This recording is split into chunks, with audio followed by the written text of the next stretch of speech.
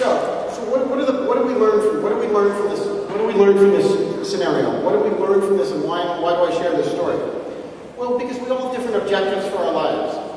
And I think it's really important that at an occasion like this to kind of think about what it is that we're trying to do, not only with our own lives, but for our children. There's a nice lady who was sitting at our table here whose son was playing before, and I thought he was terrific. And the mom was very proud, talking about piano lessons. Piano lessons just don't happen. Studying math just doesn't happen. Things with kids just don't happen. You have to make them happen. And so one of the things I encourage people to do is think about, well, what are the things that you're trying to make happen in your family? And what are the things that you really care about? Well, here are some things that, I'll just raise some issues. There's no right or wrong answer, but these are things that you can reflect on in your own lives for things that are really important for you. When families come to me, they say, Steve, I want to go to the college that's the right fit for my child. And of course, I have no idea what that means, because for you it means one thing, and for you it means something else. So what are some things that could mean? Some people want to go to the most prestigious school they can. Other people want to go to a school that's the right fit. Other people want to go to a school that gives them the most scholarship money. Other people want to go to a place where they can watch a soccer game. Other people want to go where they can play sports. Other people want to go where they can follow their girlfriend or boyfriend. Some people care about jobs.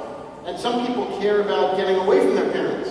Some people want to be near their parents. Some people want to get away from their parents. So you have to kind of think about, well, what are the objectives? What are we trying to achieve? And you and your husband may not always agree. You and your wife may not always agree. You and your friends may not always agree. In fact, I wrote a book about this. It's called, and let me make a commercial plug for it, because I think I get 32 cents for each book.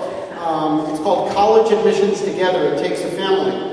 And through this book, what do we do? My co-author and I outline different ways that you can think about what's important for you and your family and help you get over disagreements that you may have with your spouse or your son or daughter who's going through the process. And what are some key disagreements? Well, obviously, we just talked about getting out of the car. Another disagreement has to do with how much money you're willing to spend. So I got into the University of X, but it's $200,000. Well, who's going to finance that? Or I got into a school, even if it's $100,000 or it's $50,000, whatever the number is, usually, high school students usually don't have $50,000 in their pocket. So who's going to finance this, and what's your yield on that? What happens when your son or daughter procrastinates? And who defines what procrastination is? Who gets to define when you should really be working? Who gets to define when you should really move forward with the application process? And what happens if you went to a great university and you feel connected to it, and you're a part of the Alumni Association? Let's take Marilyn and her friends from PACE. Let's assume that Marilyn had a profound experience in PACE, but her son or daughter doesn't want to go to PACE. How does that family dynamic play out?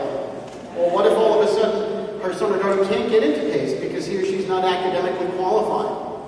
Then there's a tension there. What about the tension in terms of distance from home?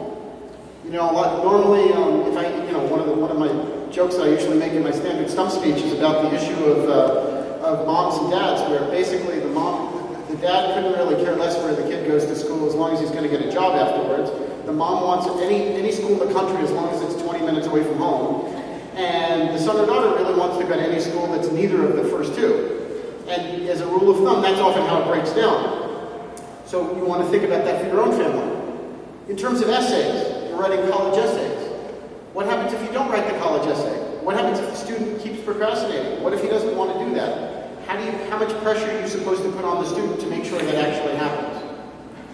And then finally, the issue about money is the one that really keeps coming up. People, of course, are always embarrassed to talk about this in public, but in private, it's actually quite important. How much are you willing to invest in certain things? Think about this great association that you've put together, right? I mean, presumably somebody finances this. Presumably somebody puts in time to make sure this all works, right? If you didn't think it was worth it for yourselves, you wouldn't be involved. And the same thing with funding college stuff for yourself. If it wasn't worth anything to you, you wouldn't pay anything for it. You wouldn't invest any time. And so you want to think about, well, am I willing to spend X amount of dollars for a school I've never heard of? Am I willing to take a risk? How much of a risk am I willing to take as a family? How much of a risk am I willing to take as an individual? And these are all very serious and profound questions. One of these, I always bring bring these cards with me. This is the most low-tech thing I've ever done in my speeches, and it works. I pass around these little cards, and I ask people what they want for their kids, you know, and it's just amazing what people say that they want. And these are, of course, no names on them, but it's really interesting. Here's one father, because I know, because like these were all dads in this particular meeting, who wrote, I want my son to become a well-traveled engineer and or business person that knows how to deal with other people. Well, that's interesting, right? This person really, basically, so the son can do whatever he wants as long as it fits the image of the dad. So you can imagine that they're having some tensions at home. So here's another one. I want my student to have a challenging education and make lifelong friends, practical applications for the business world, but then I want it also to be the right fit. So basically what I'd like to do is I'd like to find the perfect woman who looks exactly as I've defined, and if she's 2 inches too tall or too short, I won't marry her, but I won't tell anyone about it. So that's what that means in English. Here's another one. Keep in mind, these are students, these are parents' images of their kids, but it may not fit what their kids want. To attend an Ivy League school that will provide my kid with the tools to be successful internationally. But now compare that to this one. Develop work ethics and relationships for purposeful life. And here's one that's perhaps, I think, the most interesting of all. I hope that my child will be in a nurturing yet challenging school that will allow my child to mature and develop their potential.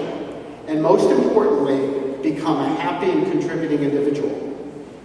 Now, I happen to encourage people to do that, but in my daily job as an advisor, the truth is I don't really have a lot of choice. My job is to essentially be a plumber for the families who come to me. I may be a sophisticated plumber, but I'm a plumber. You tell me where you want me to fix the sink. If you tell me you want an Ivy League school, I'm going to help you get in. You tell me you want to try to get as much money as possible, I'm going to help you try to get that. You tell me that you're trying to get as much, as close to Chicago, I'm going to help you do that. You're telling me you're trying to angle for a job at the White House, I'm going to help you do that. But it's really important for you to think through those things for yourself. Let me close with a couple of comments that hopefully that you can take with you as you move on. And this is the issue of moving on. People keep thinking about the college admissions process and about education as the next step. But it's not really the next step. You're still part of a family. And how you launch your kids, and how you launch their aspirations, and how you listen to them, and how they become young adults, really are going to carry with them and with you for the rest of your lives. So yes, it's important to make sure your kids get into the right college. Yes, it's important to try to max out how much money you can try to get from the financial aid office. But at the end of the day, if you're not having real communication with your son or daughter, it's a disaster. And then you've destroyed everything that you allegedly were working for. So I would urge you to really think about, well, how are you approaching things with your son or daughter? Are you letting them really speak? Are you letting them have some say? In my field, we often joke about when we go for a college visit. A lot of dads and moms will explain that we applied yesterday to the University of Maryland. We didn't apply, the 17-year-old applied. And so it's really important to focus on, yes, we as a family look at this, but it's the student who's becoming an autonomous individual and moving forward beyond that, but as a family. And my final point is enjoy the process and enjoy the time of growth and enjoy the time that you're, just like you enjoy your work at work, enjoy your time at home and try to merge the education that you've learned both professionally and personally in such a way that you are really contributing positive and meaningful values to your son or daughter. Anyway, thank you for having me here. Marilyn, congratulations. Again, it's not every day that you get a scholarship named for you, so it's quite an honor to have that. And thank you very much for having me here. BJ, thank you. And have a good night, and I'll look forward to chatting with you throughout the evening. All right, cheers.